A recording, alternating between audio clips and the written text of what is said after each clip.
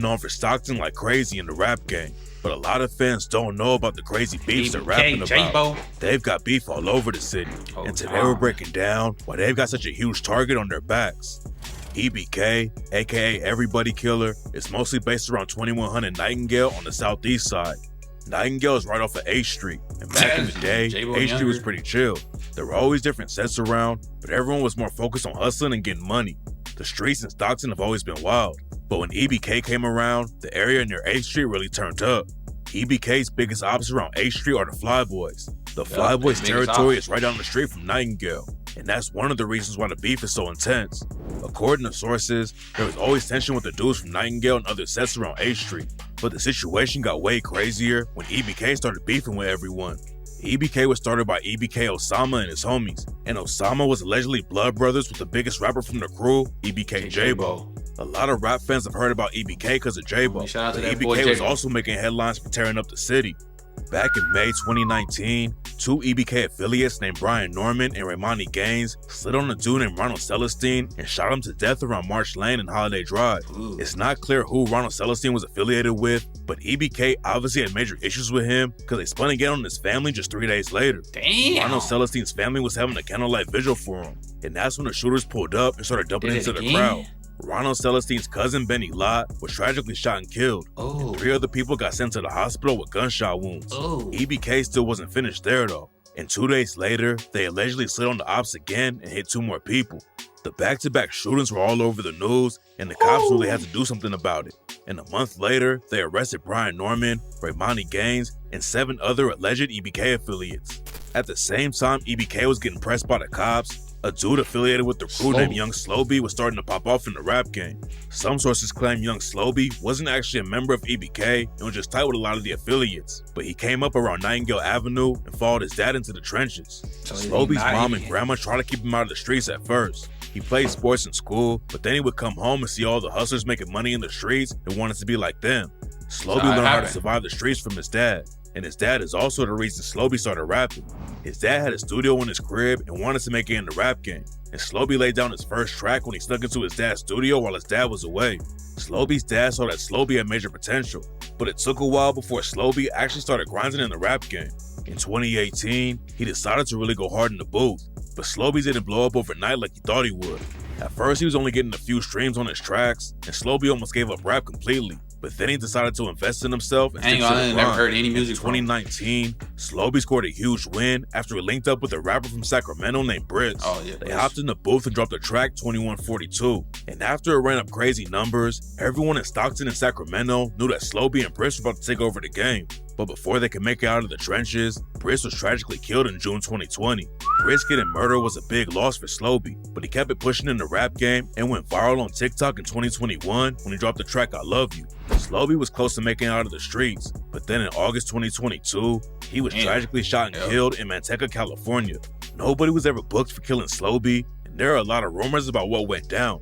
A year after Slowby got killed, a dude affiliated with the Flyboys and Trap Mob named Band-Aid Snowy dropped the track Peekaboo and rapped, "Plucking niggas early morning, leave them on the news. Run them down, face shots, nigga pick up ball. Fuck you niggas thought, we got shooters too."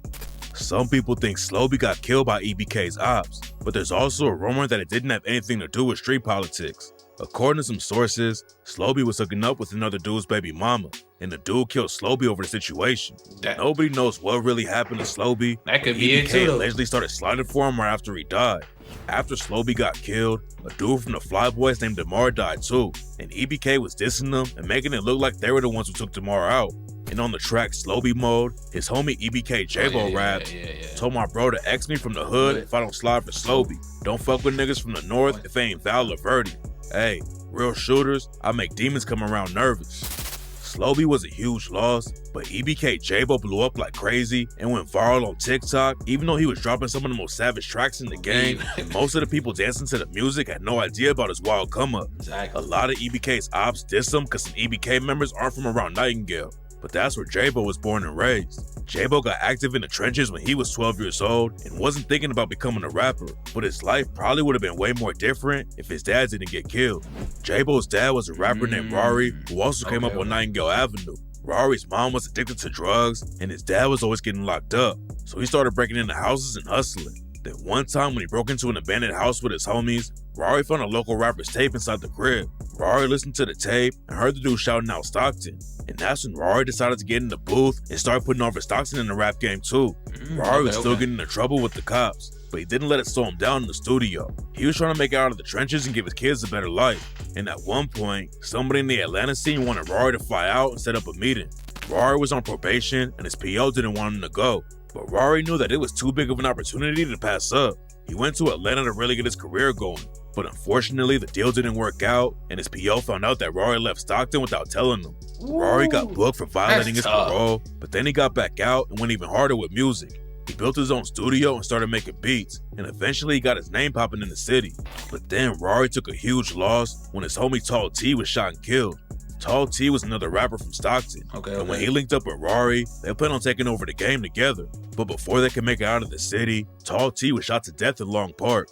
Rory wanted Jaaybo to make music too, and he used to bring Jaaybo to the studio and even had him sing on one of the tracks. Rory was on his way up and wanted to get Jaaybo and the rest of the family away from Nightingale. But when Jaaybo was 11 years old, Rory was tragically killed by some teenagers. There are a lot of stories about what went down, but rumors say that Jaaybo and Osama were robbed by some teenagers in the neighborhood. Some of my family members instead of 2 and Gorman 6. Children were playing football in the park Sunday when they were robbed for their phone, their money, and even shoes on their feet. Okay. Rory allegedly went to confront the teenagers about the situation, and that's when they allegedly upped the strap and shot Rory to death. Damn. Jaaybo could have had an easy life if Rory kept popping off in the rap game and made it out of Stockton. But after Rory died, everything changed and Jaaybo went straight to the trenches. Around that time, Jaaybo started getting locked up. He was into stealing cars and eventually got caught with a stolen whip. When he was younger, Jaaybo's mom used to work at the juvenile hall, but she'd already retired by the time he was active in the streets. All the staff knew who he was and used to call his mom and tell her Jaaybo was getting into crazy fights with his ops. Jaaybo's been going in and out of jail since he was a teenager, and then he started rapping and airing out his ops in the booth too. Losing his dad is what really pushed Jaaybo into the streets, and on the track Sweet Lady, he raps, "Been on the hype since them suckers knocked my mans down." And on the track Pops Punched Me In, he said, "Niggas downplay my gangster till that man hit the pavement. Can't let you say that you my bro if you ain't left for niggas thinking, or at least try to. Hella shell cases when we slide through, and I don't feel like I'm alive, cause when Rory left, I died too." Jaaybo's been dropping music since he was 15, but he had to take some time off after he caught a charge for shooting someone in school. According to Jaaybo, one of his friends was getting jumped at school, so Jaaybo upped his strap and started shooting. I was 15. That's a close case too. Shit, we was at school. Shit got weird. Suckers trying to jump sis, you feel me?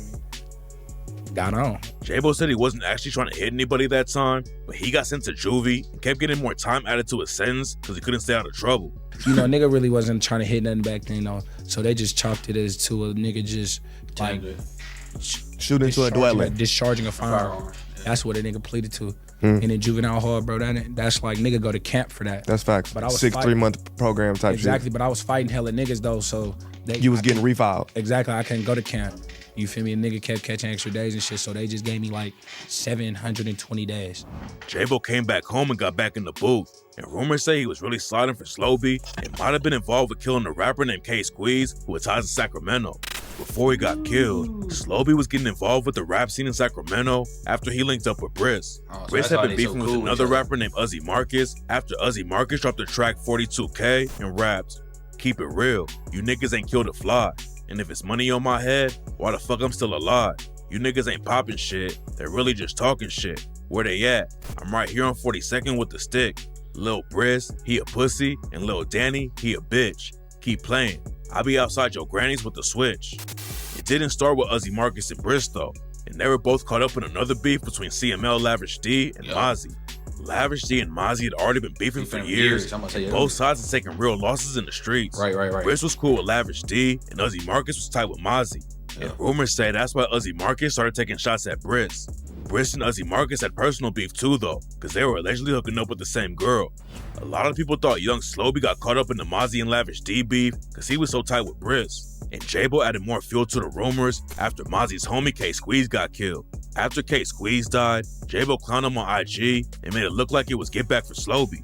There's no evidence that Jaaybo was involved with K Squeeze getting killed, but all the rumors about him made Jaaybo pop off even more in the rap game. He started blowing up all over social media. But then in 2023, he caught some gun charges and got locked up again. Right. Jaaybo got out on bail 6 months later, and he told No Jumper that he was really gonna take rap seriously. Every time Jaaybo was free, he's been going hard in the booth, but his career keeps getting slowed down because he's been in and out of jail the whole time he's been rapping. What's crazy about the situation though is that Jaaybo's still popping off like crazy. He's been dealing with legal drama since he was 14 years old, but that hasn't stopped him from racking up millions of streams every time he drops something new. Rumors say that Jaaybo will be free again in 2025, but in August 2024, he did an interview from jail with Passion of the Wise and said he's all good behind bars. Jaaybo dropped a new album while he was locked up, and he's getting so popular right now that his fans started a petition to make him the new mayor of Stockton. A lot of rappers have a target on their backs, and the cops want to keep them locked up. And Jaaybo says that's why he's been inside so much. Jaaybo went down for a pistol case, and his co-defendants didn't even catch jail time for it, but the prosecutors wanted to hit Jaaybo with a 4-year sentence. Damn. Luckily, Jaaybo shouldn't be locked up that long, and his fans are ready for him to get out and stay out of the legal drama this time. But while Jaaybo has been blowing up in the rap game, EBK never stopped tearing the streets up in Stockton. After DeMar from the Fly Boys got killed, EBK allegedly slid on them again and killed a dude named Jay Black. EBK and Lil Play got booked for the murder, and then another dude from the Fly Boys named Cholo got shot and killed. And in 2024, the Fly Boys kept taking more losses when a dude named Trap Mob Los was shot and killed. They also lost Lil Los and Lil A during 2 different shootings that same year. But the Fly Boys weren't the only ones losing people. In April 2024, EBK Osama was shot and killed.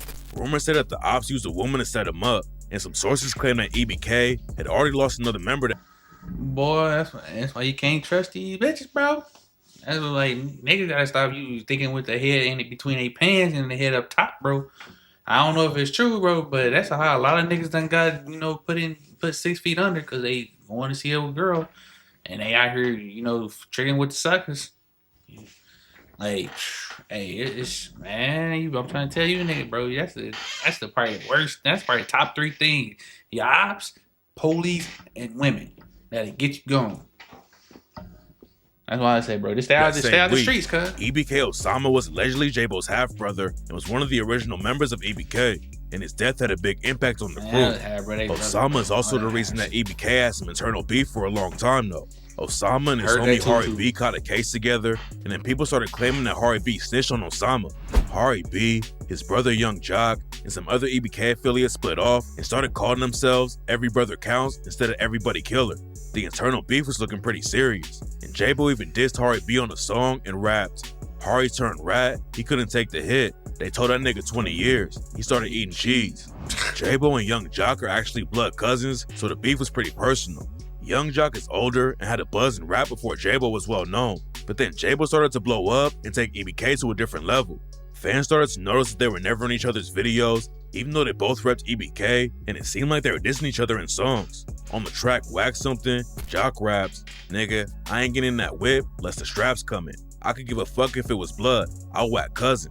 Jaaybo also said something similar on the song Heartfelt, where he rapped, "This funk shit will change you. I've been tripping with my cousins."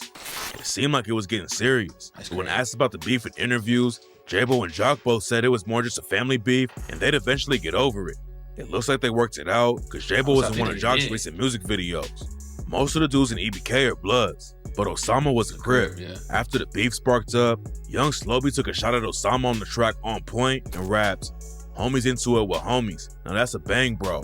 Shit slimy. Watch who you call your friends, nigga. Told on the pistol case, but rockin' till the end, nigga. No priors, no background. Blood just a bitch, nigga. That's what I get for hanging with a weird Crip, nigga."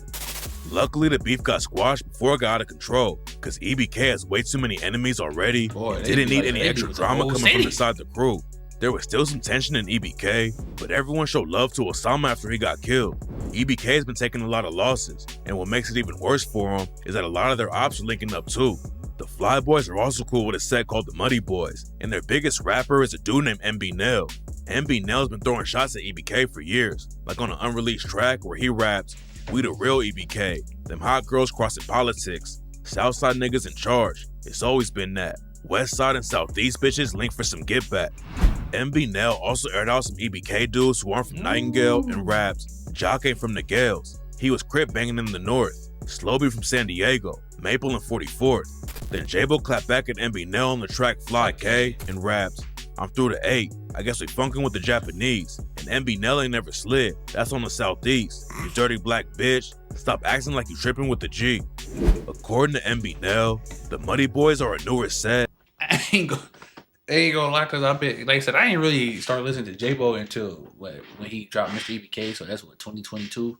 But I was listening to him, and I was, I think I was listening to Lebo too, and he said some crazy. I was like, oh, but I ain't know they funking with the Asians, so it made a lot more sense what he said. I was like, oh, because I was like, what is he talking about? But it started from an OG Filipino Crip set called the Loketown Crips. Some of them were actually cool with some EBK affiliates back in the day, and even had tracks together. But then the Muddy Boys started rocking with the Fly Boys, and they've been beefing with EBK ever since. Some dudes like Bands rep Fly Boys and Muddy Boys too, and back in the day was listening to Ebk Jaaybo tracks on IG Live, and according to Bands, Jaaybo used to call and tap in with him.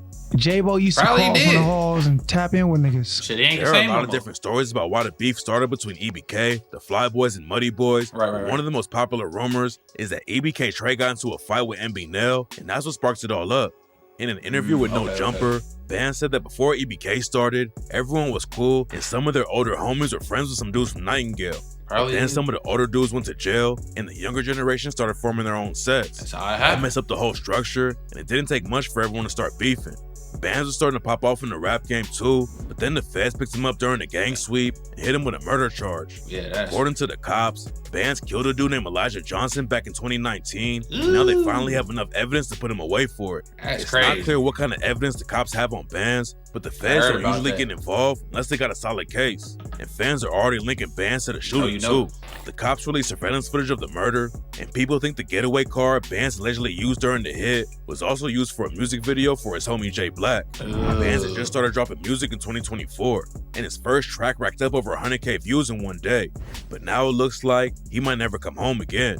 EBK has been taking a lot of losses in the streets and having members getting locked up too. But hopefully Jaaybo comes home and keeps the momentum up. He's already lost a lot of people to the trenches, but if Jaaybo keeps his head down and stays out of any more legal drama, he can take over the game and bring his homies out of the streets with him.